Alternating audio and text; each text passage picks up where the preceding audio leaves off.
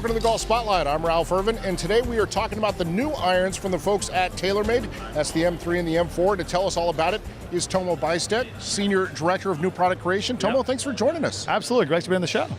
The M3 and M4 are following in the heels of a successful M1 and M2, but boy, these are different clubs because there's a lot of new technology in here. Oh yeah, I mean, we definitely built on a really strong platform of last year's M1, M2, and obviously every year we learn more things. One of the big things we wanted to do with this iron is really improve the stability on off-center hits and really improve the sound and the feel of the club as well.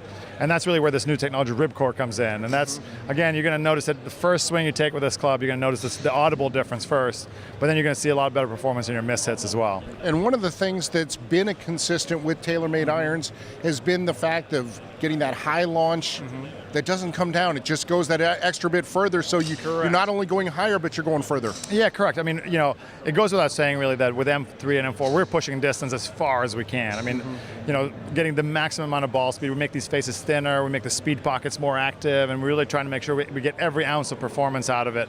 And then, as it's an iron, the tighter dispersion is so important, right? Get those misses to get close to the target. We know the golfers obviously hitting to a distance and they want to get on the green. If they miss it a little bit, they still want to get in the front. They don't want to be in the trap.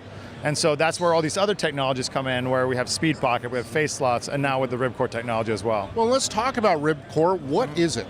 So Ribcore is, it's a subtle feature, but if you look at the back of the club, you'll see these two little sort of ribs on the heel and the toe. And what they do is they look very small, but what they're doing is they're really reinforcing the structure in the heel and the toe of the club.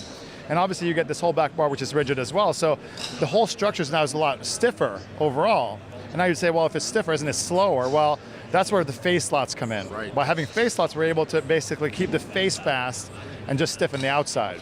And so by having this Ribcore technology stiffen the structure, now when you're hitting it's just slightly off center, you get all these torque and these twisting going on in the head. It's preventing that from happening.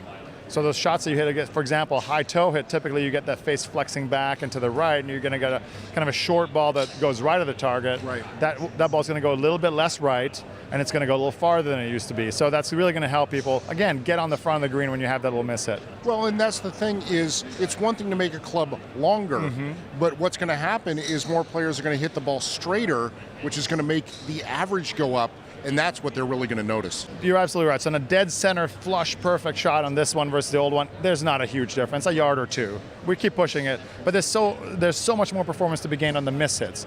And if you hit 10 balls, that average is definitely going to go up because all those shots that you don't hit quite perfectly are going to go farther. Now the M3 is really designed for that pro look. It's going to be a little more streamlined, a little smaller sweet spot, but that's what the pros want. Yeah, well, here's what we're doing with the M3 really is we're taking all that technology that I just talked about on the M4 and really making sure that we bring that same level of performance in a smaller profile. We know that golfers out there, golf is an aspirational game, and they want to play irons that are smaller, more compact, and especially if in the past you've played smaller irons, there's a visual that you have to get used to and be comfortable with, and that gives you confidence in turn. So we know there's golfers out there who kind of want that look, but they don't want to give up on the performance. The distance that you can get from an M iron, and now with the Ribcore technology, plus the face slots and the speed pocket, that's technology that really helps you be more consistent, regardless of your skill level. And so by enabling kind of that performance to be miniaturized to some extent, really broadens the reach of this technology. Now we're saying, hey, if you're a 5 or a 6 handicap, you don't need to look just at players' irons. You can look at the M3 as a really good alternative, and it'll give you the maximum amount of performance. Now, if people want more information about the M3, the M4, or any of the irons, you have so many fantastic lines. Where can they get that info? Well, obviously our website, TaylorMadeGolf.com, has a ton of information. We're going to continue to post more information as the year goes on too, and cool marketing things as well, where you see insights from players testing the product.